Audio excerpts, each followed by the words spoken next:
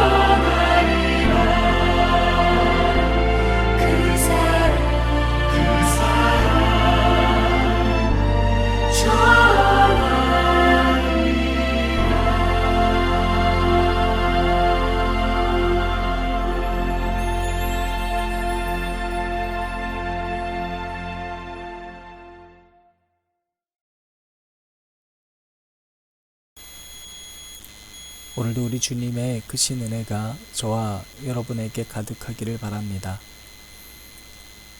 새로운 한 주가 시작이 됐습니다.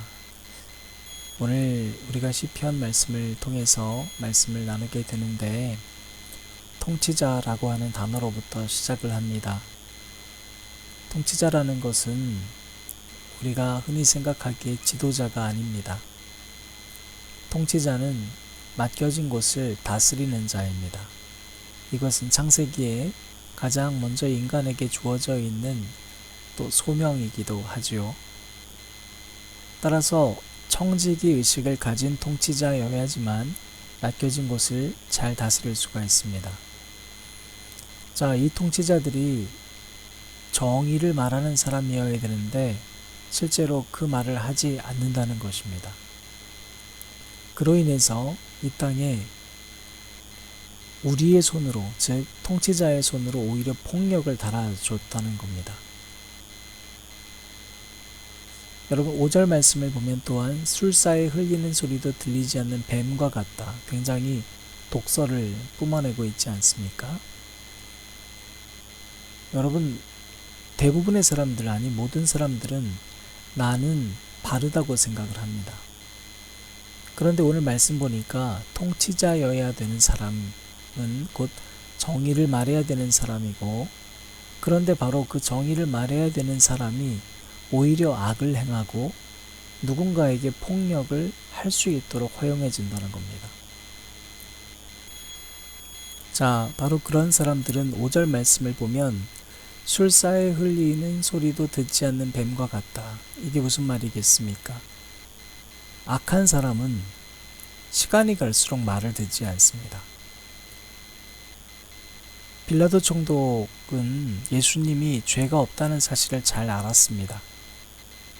신문을 하면 할수록 그걸 알게 됐습니다. 그런데 죄가 없다는 판결을 하지 못합니다. 왜 그래요? 그가 관계 맺고 있는 유대인들과의 관계 때문에 그렇습니다. 내가 예수가 죄가 없다라는 것을 인정하고 예수를 두둔하면 다른 모든 만인들, 그 유대인들에게 있어서 압력을 받는 것이 두려웠습니다. 판결을 못해요.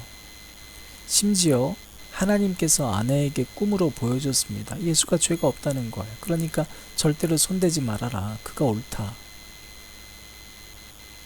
그런데 최종 결정을 하는 데 있어서 아내에게 묻지 않고 유대인들에게 묻고 판결을 합니다. 유대인들이 무슨 말을 할지 뻔히 알면서도 그렇게 말해요. 그래서 지금도 우리는 빌라도 총독을 우리가 고발하지 않습니까? 여러분, 남의 말을 잘 듣지 않는 걸 우리가 흔히 고집이 세다고 합니다. 그런데 우리가 말을 들어야 될 대상이 있고 말을 안 들어야 될 대상이 있습니다. 우리는 진리의 말을 잘 듣고 세상적인 거짓의 말은 거부해야 합니다. 때로는 내가 진리의 말을 듣기 위해서 세상적인 사람들과 멀어진다 할지라도 우리는 그래야 돼요. 그런데 그러지를 못할 때가 참 많습니다. 그래서 때로는 우리는 내 행복을 위해서, 내가 재밌게 살기 위해서, 내가 이득을 취하기 위해서 죄를 범한 사람인 줄 뻔히 알면서도 그 사람과 또 어울립니다. 예수님께서 그래서 오늘 이 시편 58편 말씀을 마태복음 11장 16절 17절에서 더 정확하게 표현하고 계십니다. 이스라엘 사람들을 부릅니다. 그리고 마태복음 11장 16절에서 17절 말씀을 보면 이 세대를 무엇으로 비유할까? 비유하건대 아이들이 장터에 앉아 제 동물을 불러 이르되 우리가 너희를 향하여 피리를 불어도 너희가 춤추지 않고 우리가 슬피 울어도 너희가 가슴을 치지 아니하였다 함과 같도다. 악하다는 건 뭐냐면 피리를 불어서 춤추는 건데, 피리를 불면 춤추는 건데 춤을 안 춰요. 근데 이게 뭐와 똑같습니까? 슬피 울어도 너희가 가슴을 치지 않는다. 이 이야기를 하시게 된 배경은 요한이 이 옥에서 이제 보내거든요. 당신이 그리스도가 맞는지를 확인하려고 제자들을 보냅니다. 그러면서 이런 얘기를 합니다. 예수님에게 당신은 왜 가난한 자들하고 그렇게 함께하고 왜 그렇게 사는지 모르겠다. 정말로 메시아라면 이 나라를 뒤엎고 좀 우리와 함께 해야 되지 않느냐, 이런 얘기죠. 그래야지 뭔가가 이루어지지 않겠냐는 겁니다. 왜 가난한 자들과, 왜 지금 그런 사람들과 어울리고 있느냐. 거기에 대한 비유로 예수님께서 이 피리에 대한 얘기를 하는 거예요. 우리가 너희를 향해 피리를 불어도 너희는 춤추지 않고 우리가 슬피 울어도 너희가 가슴을 치지 않았다. 그 본문 말씀을 우리가 이 신약 시편에서 또 만나게 되는 것입니다.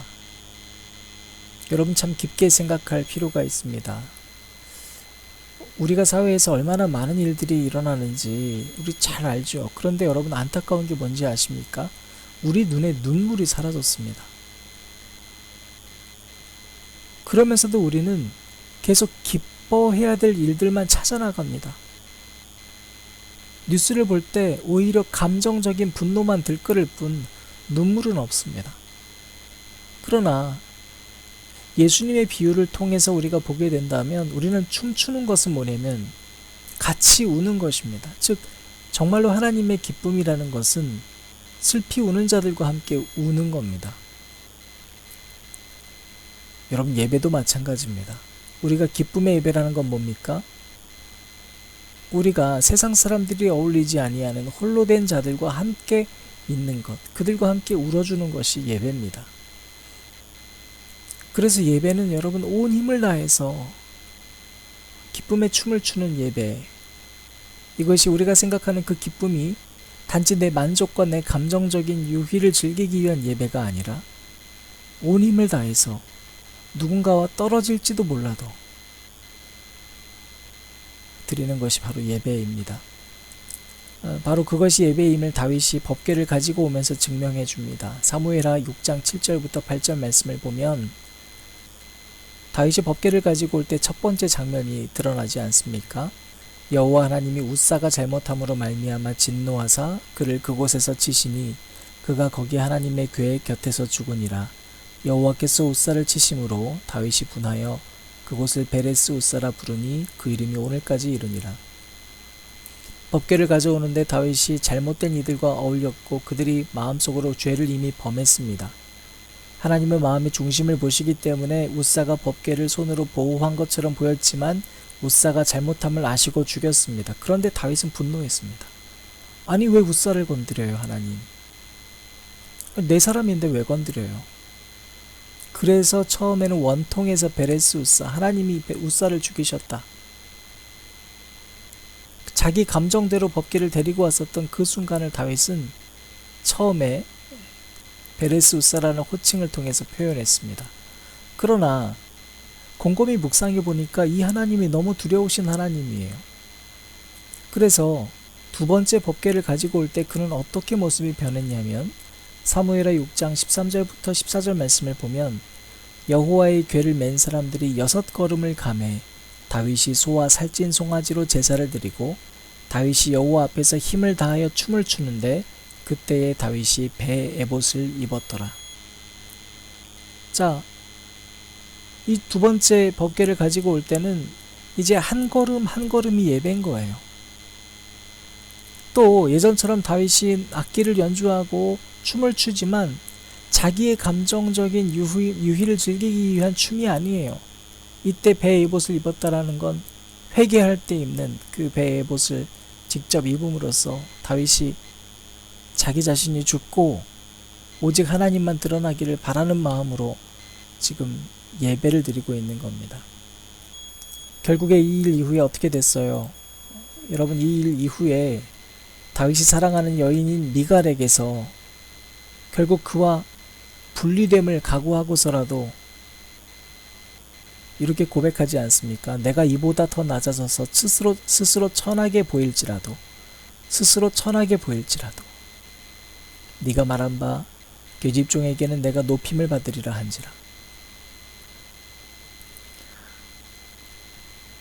여러분, 오늘 말씀 속에서 시편 기자는 6절에서 사자의 어금니를 꺾어달라고 고백을 했습니다. 오늘날 우리들의 눈물이 왜 사라졌는가? 시편 기자는 우리들의 어금니 때문이라는 겁니다. 이게 무슨 말이에요? 우리가 우리의 강함에 취해서 살아가고 있을 때 우리는 눈물을 잃어버리게 됩니다. 7절 말씀입니다. 그들은 급히 흐르는 물같이 사라지게 하시며 겨누는 화살이 꺾임 같게 하시며 소멸하여 가는 달팽이 같게 하시며 만삭되지 못하여 출생한 아이가 햇빛을 보지 못함 같게 하소서. 여러분, 뭐가 문제입니까? 힘이 문제라는 거예요. 나 힘세, 나 어금니 있어, 나는 굉장히 빨라. 여러분, 그러므로 가장 강하다고 생각되는 그 순간 나의 강함을 버리지 않으면 우리는 우는 자들과 함께 울 시간이 없습니다. 내 시간과 내 공부가 더 중요하지 않습니까? 내가 누군가를 섬기기 위해서 나의 온 힘과 정성을 다 쏟아부을 수 있는 사람이 되기 위해서는 강함을 추구하는 삶에서 벗어나야 됩니다. 여러분, 이 시대 그리스도인들에게 있어서, 특별히 한국의 그리스도인들에게 있어서 슬퍼하는 자들과 함께 슬퍼하는 그 삶이 사라져 갖고 있는 이유가 뭘까? 저는 특별히 이 SNS, 즉 미디어 문화가 참 많은 결정적 요인을 가지고 있다고 생각합니다. 여러분, 과거 독재 정권은 스포츠가 그랬습니다. 스포츠를 즐기게 함으로써 올바른 정의가 구현되지 못하게 했습니다. 그런데 요즘 시대는 미디어를 통해서 우리의 행동을 제약시키고 있음을 잊어버려서는 안 됩니다. 여러분, 세월호 사건이 있을 때 리본 인터넷상에서 공유한다고 해서 문제가 해결되지 않습니다. 현장에 같이 가지 않으면 안 됩니다. 우리의 눈물이 사라진 이유는 뭘까요? 깊이 생각해보는 한 주가 되었으면 좋겠습니다. 우리 주일 예배 때도 정의와 사랑에 대해서 나누지 않았습니까? 기꺼이 자발적으로 내 자신을 희생하겠다라고 하는 결단이 여러분 십자가의 시작이고, 그 결단을 통해서 이 땅에 화평이 이루어질 뿐만 아니라 저와 여러분도 부활신앙을 경험하게 되는 것입니다. 이 땅에 슬퍼하는 자들과 함께 슬퍼할 수 있는 용기와 결단이 우리에게 필요하다면, 아니 여러분, 그렇게 살아야 되는 것이 우리의 사명인데 그렇게 살지 못했다면, 지금까지 저와 여러분이 강함을 추구했었던 삶을 좀 내려놓고, 그것이 미디어라면 미디어를 좀 끊고 이번 사순절 기간들을 보내보시기를 바랍니다. 이제 새학기가 시작됐습니다. 많은 젊은이들이 자기 공부에 취해서 있어야 할 자리를 놓칠 수도 있습니다. 많은 직장인들이 자기 돈 벌이 때문에 눈물 흘리는 일들을 잊어버릴 수도 있습니다. 부디 그것이 저와 여러분이 되지 않기를 주님의 이름으로 축원합니다.